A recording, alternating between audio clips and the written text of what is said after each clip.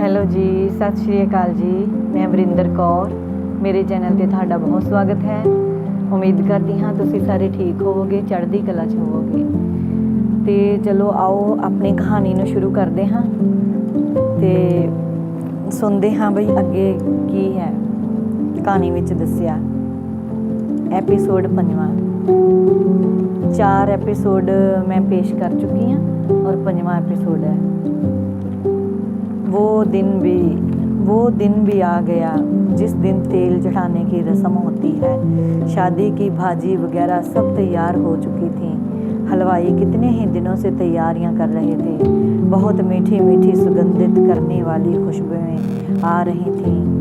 घर भाजी की महक से महक रहा था। आज 5वां दिन था शादी के पहले का, मतलब तेल चढ़ाने की रस्म का। लड़के को तेल चढ़ाया जाता है, हल्दी लगती है, ये सब शगुन किए जाते हैं। शादी के पहले बहुत ही महत्वपूर्ण शगुन होते हैं। पूरियाँ, गुलगुले, मिठाइयाँ, इन सब की खुशबू से मन आत्मा तृप्त हो जा रही थी। सुबह का समय था, 9 बज रहे थे। राजन नहाकर बाथरूम से निकला, कपड़े पहने और किचन की तरफ हो लिया। मम्मी चाय तो दीजिए।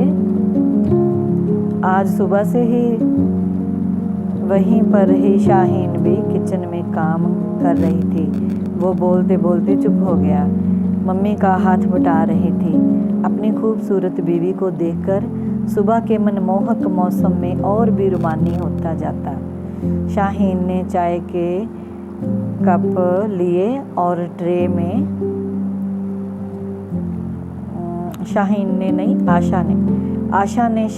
आशा ने चाय के कप लिए और ट्रे में रखे, साथ ही चाय की केटली भी पकड़े मुस्कुराती हुई बाहर आ गई। डाइनिंग टेबल पर सब बैठे चाय का इंतज़ार कर रहे थे। पापा जी, चाचा जी, अब राजन भी। चाय रखकर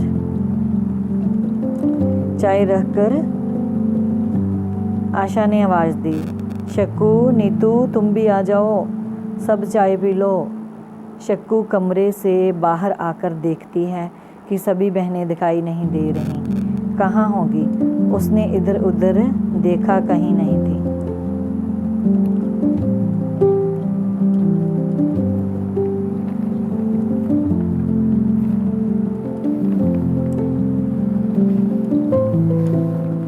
उसने नोटिस किया कि छत से आवाज़ें आ रही थीं। दीदी भी शायद छत पर गई थी। छत के ऊपर भी पूरा ही पोर्शन था और आगे आंगन था। कुर्सियाँ डसी हुई थी, डेकोरेशन हो रखी थी। बहुत प्यारा सा माहौल था शादी वाले घर का। नीचे वाले और ऊपर वाले पोर्शन को खूब सजाया हुआ था। रंग बिरंगे फूल और पर्दों से लगातार रंग बिरंगे फूलों से महक आ रही थी। फूलों से और पर्दों से लगाकर सजाया हुआ था। शक्कू ऊपर गई। सीढ़ियाँ चढ़ते ही उसके चेहरे पर सूर्य की नरम नरम सफ़ेद किरणें पड़ी। सुबह की भाग दौड़ में उसके हल्के हल्के बाल बिखरे हुए थे। उसके गुलाबी होंठ कुछ गुनगुना रहे थे। अच्छा, तो महारानियाँ जहाँ पधारी हुई हैं और मैं अकेली नीचे, बड़ी मौका प्रस्त हो तुम सब। उसने नाराज़गी जाहिर करते हुए बोला, आजा आजा मेरी जान, तू भी आजा। नीतू शक्कू का हाथ पकड़ते बोली। शाहीन रोही भी मुस्कुरा कर देखने लगी। चलिए दीदी, नीचे चलें, चाय पीते हैं, और मम्मा पापा भी बुला रहे हैं। रोही भी झट से बोली, मेरे भी पेट में बड़ी खलबली सी मच रही है। शक्कू बोली, फिर यहाँ क्यों बैठे हो सब, नीचे चलो। वो देखो सब चाय पे इंतज़ार कर रहे हैं। सभी बहनें एक दूसरे की बाहें पकड़े सीढ़ियाँ उतरने लगीं। शक्कू और रोही ने तो वाइट रंग के कुर्ते पजामे पहन रखे थे। नीतू ने बादामी रंग का सलवार सूट पहन रखा था और शाहीन ने मटर रंग का लंबा कुर्ता और पैजामा। सारी बहनें एक से बढ़कर एक। राजन उनको देखकर बोलने लगा,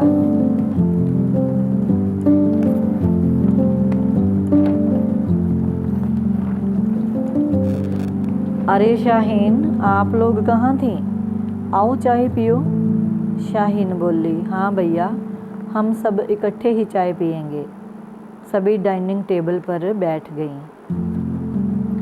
हंसती हुई अपनी सभी जवान हुई बेटियों की तरफ देख रहे थे।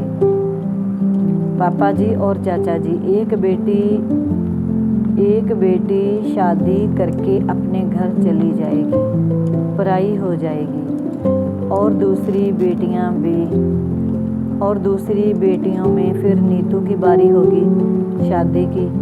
वो सोच रहे थे। बेटियां अभी पढ़ाई कर रही थीं, कॉलेज में जाती थीं तीनों। शक्कू 16वें साल में थी, रोही 15वें में थी और नीतू कुछ बड़ी थी, उनसे 2-3 साल। सभी बेटियां अभी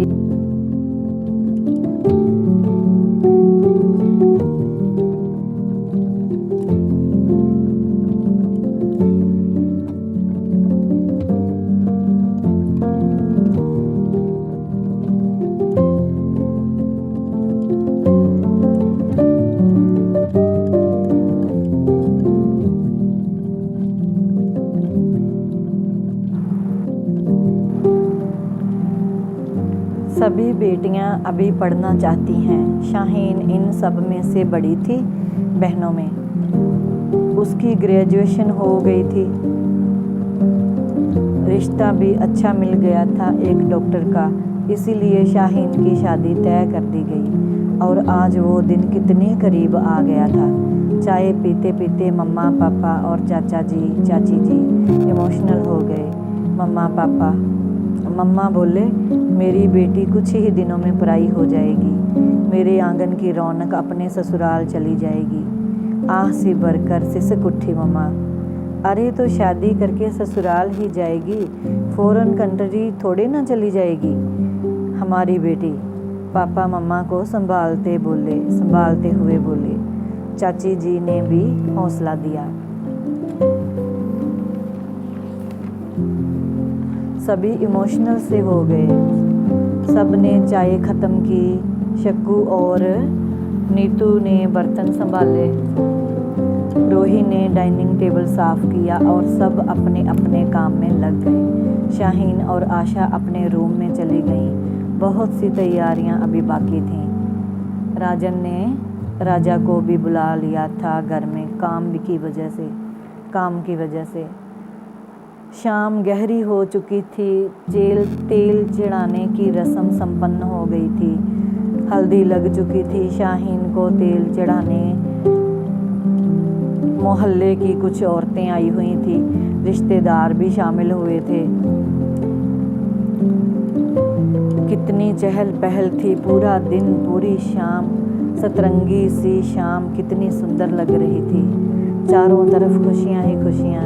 शाहीन के इर्द गिर्द सारी बहनें इकट्ठी हो गईं। खूब गुलगुले बांटे और खाए। चाय वाय चलती रही। मोहल्ले की औरतों की खातिरदारी करी। बधाइयों की गूंज से वातावरण खुशनुमा हो गया। राजा बोला जानबूझकर, रोहित तुमने भी कुछ खाया कि नहीं? बिल्कुल राजू, मैंने सबसे ज़्यादा गुलगुले और मठियाँ खाईं, जो अभी भी खा रही थी। राजा ने फिर थोड़ा छेड़ा, क्यों, तुझको 2 मुंह लगे हैं? वो मुस्कुरा रहा था। राजन भी शाहीन की तरफ आया। मेरी बहना खुश तो है ना? मुझे भी दो कुछ खाने को। अरे ये क्या, रोना नहीं? शाहीन की आंखों में आंसू देखकर राजन ने उसे अपनी छाती से लगा लिया।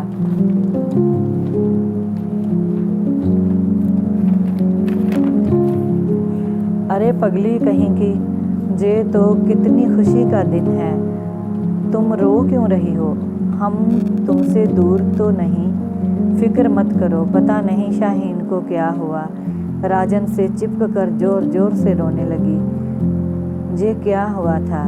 दिल क्यों चाहता था कि उछल उछल कर सुबक कर रोने को। मम्मी पापा भाभी सब लोग ये देखकर उदास हो गए। पापा और चाचा शाहीन को कितनी देर तक अपनी छाती से चिपकाए रहे। आंखें नम होती रहीं, होठ खामोश रहे, सब चुप रहे, कोई कुछ न बोला। भाभी आई और शाहीन को संभाल के अपने कमरे में ले गईं। रोही ने ऊंची आवाज में वूफर छोड़ दिए। सभी लड़कियां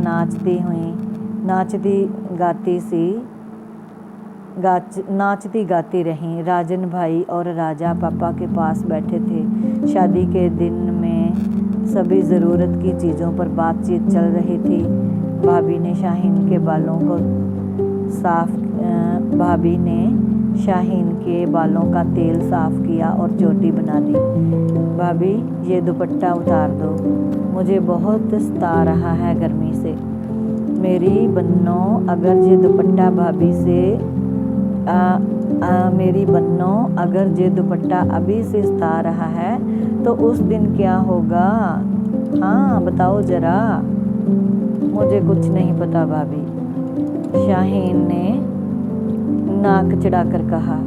शक्कू अपना गरारा हाथ से गुच्छा मुच्छा करती हुई अंदर आई। दीदी, आज मेरा ये छोटा सा दिल पता है क्या कह रहा है? क्या कह रहा है? शाहीन ने अपने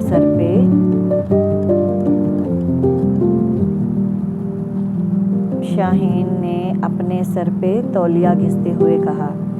दिल चाहता है नाचती रहूं, गाती रहूं। और मैं पता नहीं, वो एकदम मचलती हुई बोली। आशा उसे एकटक देखती रही। बस उसकी खुशी तो मानो आसमान छू रही थी। वो चहकती हुई बाहर दौड़ गई और किचन में घुस गई।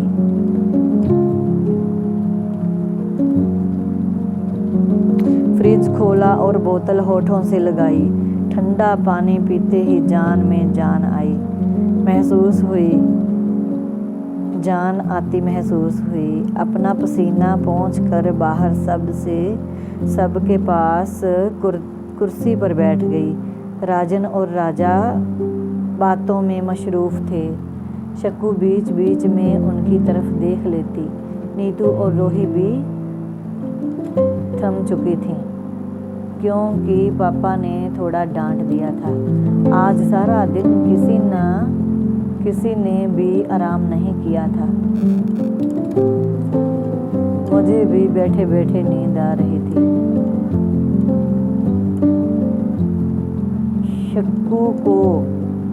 शक्कू को भी नींद आ गई। शोर इतना ज़्यादा था कि सिर में दर्द होने लग जाए। ये दूसरा दिन कितना खुशी का था।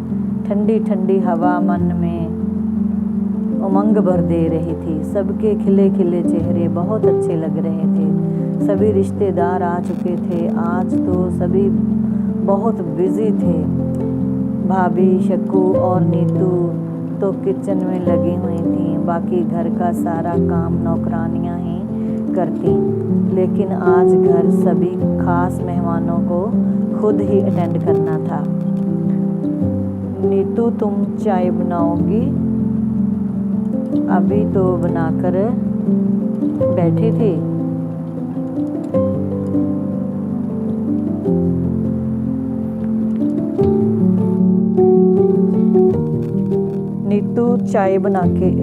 नीतू चाय लेके आओ 2 कप। अभी तो दे के भेजा मैंने 2 कप चाय। हाँ और चाहिए, और लेके आओ। किसके लिए? उसने शक्कू की तरफ देखकर पूछा। जो प्लेट में मिठाई रख रखी है, राजन भाई के साथ 2 बल्ब आए हैं। उसने हंसी को दबाते हुए कहा। मजाक में भाभी और नीतू इकट्ठे बोली। बल्ब? क्या बल्ब? अरे यार, राजा और राजन भाई का एक दोस्त, वो अभी भी मुस्कुराई जा रही थी। अरे यार, राजा और राजन भाई का दोस्त, वो अभी भी मुस्कुराई जा रही थी। नीतू ने कपों में चाय डाली और शक्कू चाय लेके बाहर चली गई।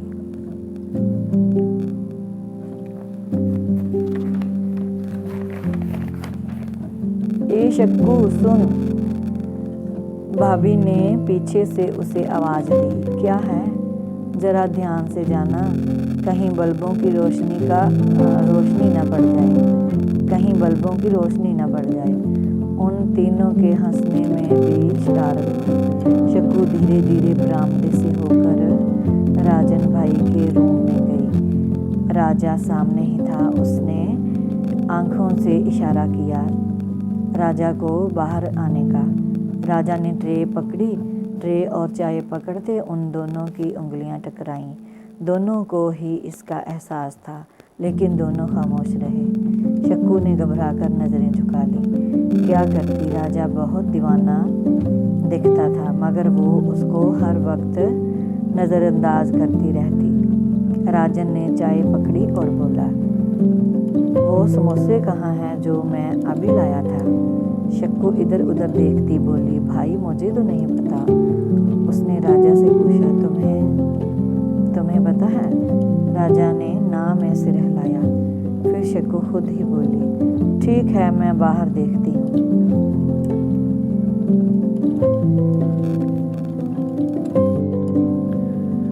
ठीक है, मैं बाहर देखती हूँ। राजा उसको पीछे से निहारने लगा। उसकी लंबी चोटी उसकी पीठ पर हचकोले खाती बड़ी अच्छी लगती। शक्कू ढूंढती मम्मी के कमरे में गई। वहाँ टेबल पर एक लिफाफा पड़ा था जिसकी दूर से ही खुशबू आ रही थी। प्लेट में एक एक करके समोसे रख ले। उसे ऐसा लगा जैसे उसे कोई देख रहा हो। उसने नज़र घुमाकर सामने दरवाजे पर देखा। राजा खड़ा था। पर्दा अभी भी दरवाजे के आगे था। तुम मेरे पीछे पीछे क्यों आ रहे हो? मैं जानता हूँ तुम तो मेरे पीछे आओगी नहीं, इसलिए मैं। अगर कोई देखेगा तो क्या सोचेगा? पता नहीं, राजा ने बेफिक्र होकर कहा। क्या पता नहीं? तुम पागल तो नहीं हो गए? अभी भाई अंदर आ गए तो वो कुछ ना बोला। शक्कू